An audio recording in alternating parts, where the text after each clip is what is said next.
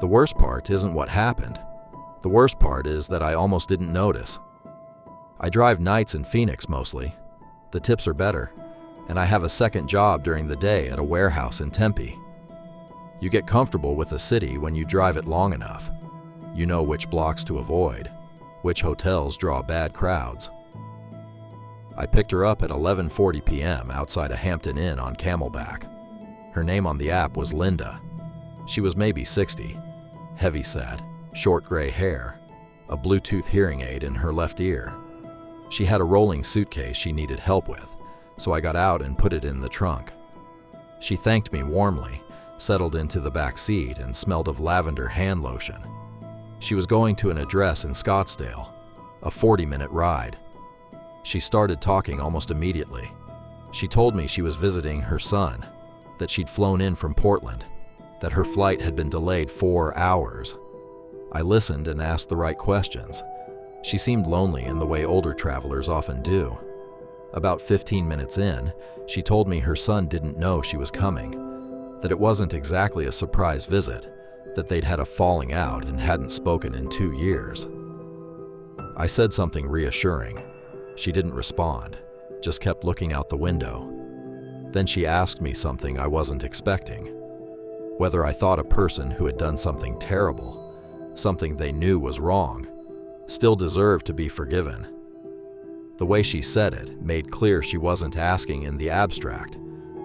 I gave her the careful answer, something about remorse, about whether a person had changed. She nodded slowly, as if she were chewing on it. Then she asked me to take an exit that wasn't on the route. The GPS had us staying on the 101, but she said she wanted to pass through the old neighborhood, that she used to live out here. She smiled at me in the mirror, warm, grandmotherly. I deviated. That was my mistake, not a dramatic one, just the small human mistake of accommodating a pleasant old lady. She directed me through residential streets for about 6 minutes. A nice area. Quiet. I noticed she had her phone out and was typing something, but plenty of passengers do that on long rides, so I didn't think much of it. When I told her we were adding time and should get back en route, she said there was just one more turn, left on Mesquite. It was a long, well-lit residential street, lined with bungalows and desert landscaping, and parked in front of one of the houses was a police cruiser. She made a soft sound when she saw it. Not surprise, something closer to relief. She asked me to pull over. She opened her door before I'd fully stopped. By the time I had her suitcase on the sidewalk, 2 officers were already walking toward us, past me, straight to her. They called her by her last name, gently, and one put a hand on her shoulder. One officer stayed behind and asked for my name and license. He told me she'd been reported missing 3 days prior, that she'd been diagnosed with dementia 8 months ago and had walked out of a care facility in Portland. The address she'd given me wasn't her son's. Her son had died in 2019. I stood on that Scottsdale street for a long time after they left. The dementia explained almost everything. The detour, the question about forgiveness, the son who didn't know she was coming. What it didn't explain was the address she had originally entered into the app. I looked it up that night because I couldn't stop thinking about it. It was a cemetery. She rated me 4 stars. The note said, "He took me where I needed to go."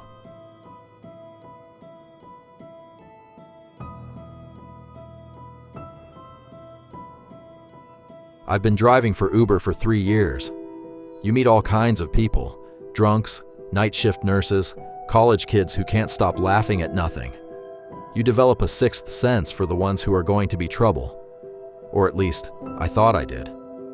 It was a Tuesday in November, late enough that the streets in Columbus were mostly empty, early enough that it wasn't yet the bar crowd. I got a ping, 4-minute pickup, guy named Marcus, headed to a residential address in Clintonville. Normal enough. He got in quiet, mid-30s, gray hoodie, backpack.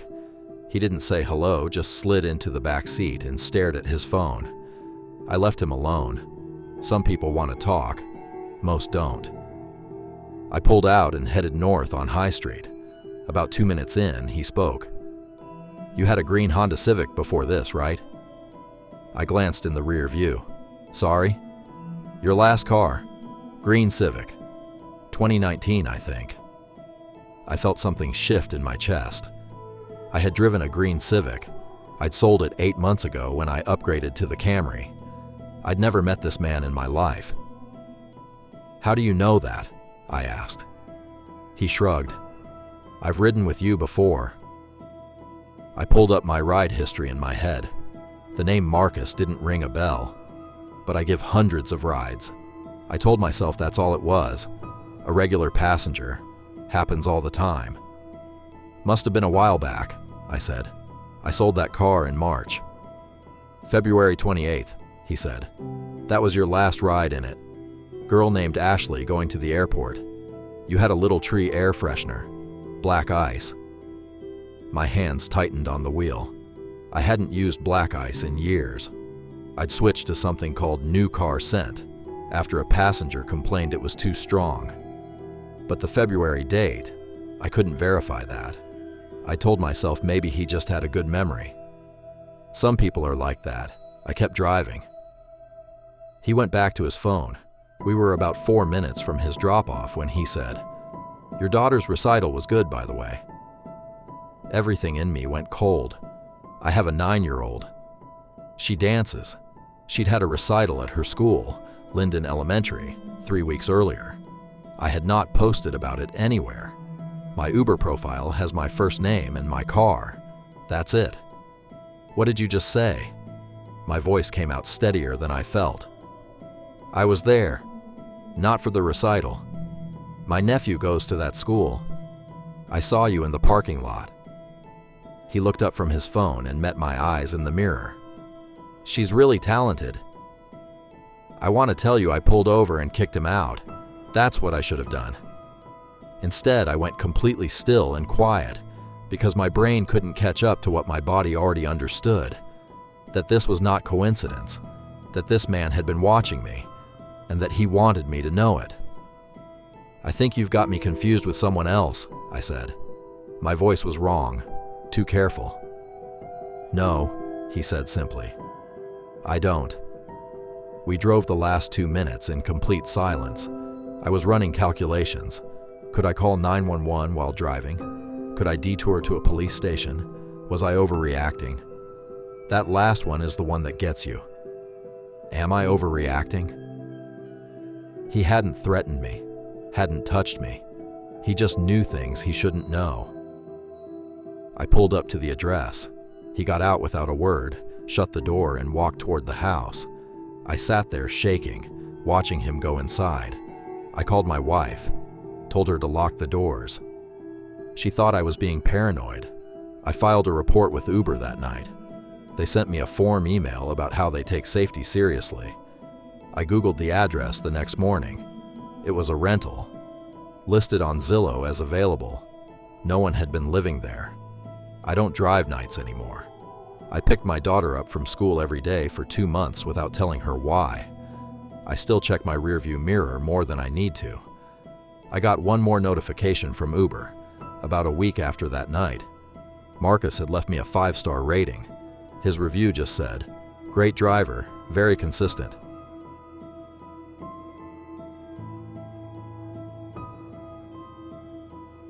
In the rideshare world, a deadhead is when you're driving to pick someone up, but the car is empty. No passenger, no pay. Just burning gas to get to the fare.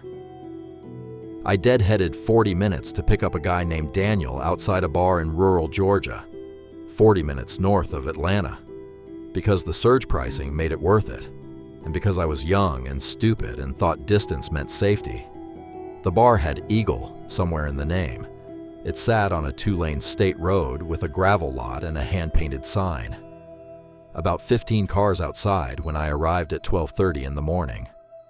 Daniel was standing alone at the edge of the parking lot. Not with anyone, not on his phone. Just standing there, like he'd been expecting me for a while.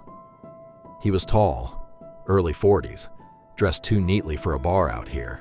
Collared shirt, clean jeans, dress shoes that made no sense on gravel. He smiled when I pulled up. Big smile, the kind that doesn't reach anywhere. He got in, settled into the seat with the ease of a man who's comfortable everywhere he goes, and put his arm along the window ledge like he owned the car. Something about it made me want to sit up straighter. He commented on how far I'd come for the pickup. I told him the surge was good. He called me smart. We drove. The road was dark, and I was already thinking about the 40-minute drive back to anywhere populated. He gave me a vague answer about where he lived, something about Marietta, and I told him the same. Close enough to be friendly, vague enough to be safe. About 10 minutes in, he told me he'd almost driven himself that night, that he'd had a few drinks. Then he paused and said the real reason he'd called a car was that he wanted company for the drive. Not that he wanted to be safe. Not that he didn't want to drive drunk. He wanted company. As if the destination wasn't the point at all.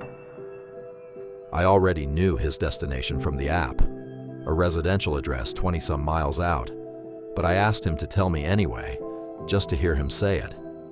He described 12 acres of property, land he used to farm, land he now just kept.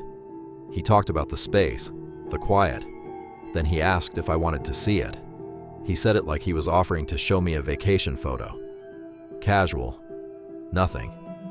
He sweetened it with the promise of a big tip. I told him I had other fares lined up. I didn't. There wasn't another request within 30 miles of where I was. He said sure, maybe another time. No irritation. That same even tone. Then he reached forward and turned off the radio, because, he said pleasantly, he thinks better without noise. I left it off. What was I going to do? At 9 minutes out, he told me he'd done this before. Ordered a car, late, out on that same road, just to have someone to talk to, a couple times a month maybe. He mentioned that drivers usually don't last long out that way, that new ones don't know the area. He said he liked meeting new people. The GPS showed me turning onto an unpaved county road in 2 miles.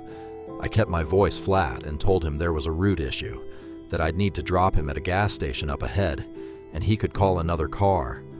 I'd refund the ride. There was no gas station. I didn't know what was ahead. I just needed to say something. He held eye contact with me in the rear view for 3 full seconds. Then he pointed out, still smiling, that there was no gas station up here.